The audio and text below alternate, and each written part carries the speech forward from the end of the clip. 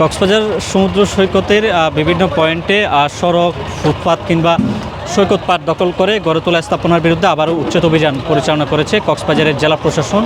এবং একটু আগে শুরু হওয়া এই উচ্ছেদ অভিযানে এখানে সৈকতের সুগন্ধা পয়েন্টের পাশে ঝাউবন কিংবা বালিয়াড়িতে থাকা প্রায় আরও কয়েকশো স্থাপনা এখানে সরিয়ে দিয়েছে এবং জব্দ করে নিয়ে গিয়েছে। আর জেলা প্রশাসনের পর্যটন সেলের নির্বাহী ম্যাজিস্ট্রেট মঞ্জুবিন আফনান তার নেতৃত্বে অভিযান পরিচালনা করা হয়।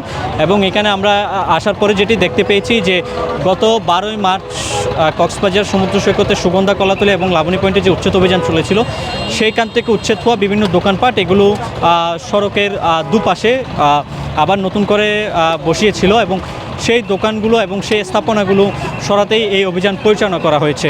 ব্যবসায়ীদের সাথে আমরা কথা বলছি, ব্যবসায়ীরা বলেছেন যে এখানে প্রায় 6 থেকে 700 দোকান এখানে রয়েছিল এবং সবগুলো দোকান তারা বন্ধ রেখেছে এবং তারা সেই দোকানগুলো মূলত যেখানে মার্কেট ছিল সেই মার্কেট থেকে সরিয়ে এনে এখানে একপাশে রেখেছিল, সেখানে তারা সেটি আজকে অভিযান পরিচালনা করেছে। এবং এদিকে আমরা গত 9 মার্চ কক্সবাজার আইনশৃঙ্খলা সংক্রান্ত মিটিংয়ে স্বরাষ্ট্রমন্ত্রী সালাউদ্দিন আহমেদ তিনি ঘোষণা দিয়েছিলেন যে কক্সবাজার সমুদ্র সৈকতে থাকা সব ধরনের দোকান এবং স্থাপনা সেগুলো উচ্ছেদ করা হবে। এবং এই ঘোষণার পরপরই জেলা প্রশাসন তারা উচ্ছেদ অভিযান নামে 12 মার্চ থেকে টানা 7 দিন অভিযান পরিচালনা করে। এতে সৈকতের সুগন্ধা, লাবণী, কলাতলী পয়েন্টে প্রায় 7 শতাধিক বিভিন্ন ছোট দোকান, ঝুপড়ি দোকান বা বিভিন্ন অস্থায়ী দোকান সেগুলো সরিয়ে নেওয়া হয়। এরপর পরই সৈকত বালিয়াড়ি দখলমুক্ত ছিল এবং সরিয়ে নেওয়ার পরে সেই দোকানগুলো আমি যে রাস্তা দিয়ে মুহূর্তে দাঁড়িয়ে আছে এই রাস্তার দুপাশে কিংবা বালিয়াড়ির ঠিক পার গেছে সেগুলো রাখা হয়েছিল। এবং